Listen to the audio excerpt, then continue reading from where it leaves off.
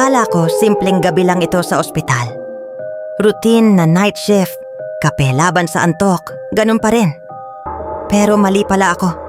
Ang gabing yon ay malayo sa ordinaryo. Isa sa mga pasyente namin na si Mr. Diaz biglang nagka-seizure. Pero hindi ito yung normal na seizure na nakikita ko. Ang mga mata niya kasi parang nangitim ng sobra, parang pitch black. Tapos nagsimula siyang magsalita sa kakaibang wika, parang sinaunang spell na hindi ko maintindihan. Pero sobrang nakakatakot pakinggan. Alam mo, parang yung mismong boses niya ay nag-iba, parang lumalim at lumakas. Sinubukan kong magpaka-pro sa sitwasyon. Trabaho ko to. Pero nung bigla niyang hinawakan ang braso ko, sobrang lakas ng pagkakahawak niya. Halos hindi ako makagalaw. Doon, bumulong siya. Paparating na siya, sabi niya. Ang boses niya parang dumiretso sa mismong kaluluwa ko.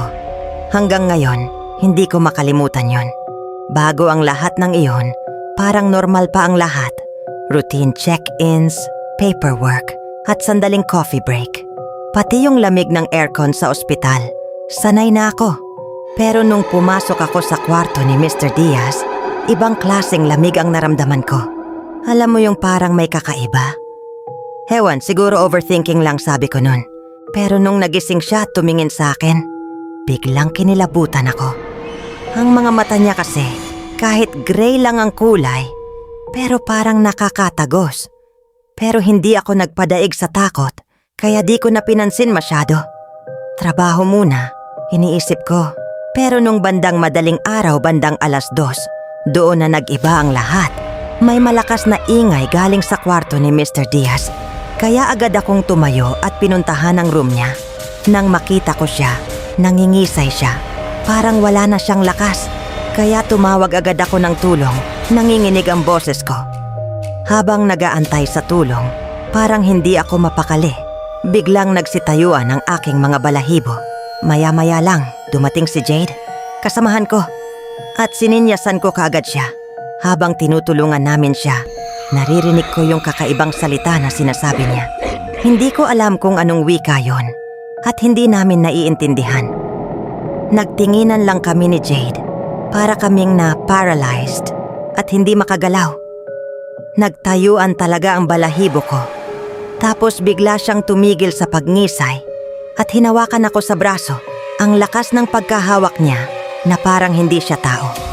Pagtingin ko sa mata niya, nag-iba ang kulay nito at naging itim. Hinawakan ko rin si Jade at nagpatulong ako sa kanya. Pero nung nakita ni Jade ang mga mata ni Mr. Diaz, pumiglas siya at biglang tumakbo palabas at iniwan ako habang hawak-hawak pa ni Mr. Diaz ang braso ko. Sumigaw ako ng tulong pero parang walang nakarinig. Bigla siyang nagsalita. Paparating na siya at biglang lumamig ang hangin. Sa takot ko, nagpupumiglas ako ng sobra hanggang sa makawala ako sa kanya at tumakbo ako palabas ng ospital. Tinanong ako ni Kuya Guard kung anong nangyari, pero hindi ko siya pinansin at dumiretso ako sa bahay. Hindi ako makatulog dahil parang lagi kong naririnig ang boses ni Mr. Diaz. Kinabukasan nun, nalaman ko na matay na si Mr. Diaz mga 2:00 ng tanghali. At mas kinilabutan ako dahil naalala ko na 2:00 ng madaling araw yun ang nangyari sa ospital. Simula nun, hindi na ako nagpa-assign ng night shift. Mabuti na lang at pumayag ang direktor namin. Yun ang una at pinakahuling kababalaghan na aking naranasan.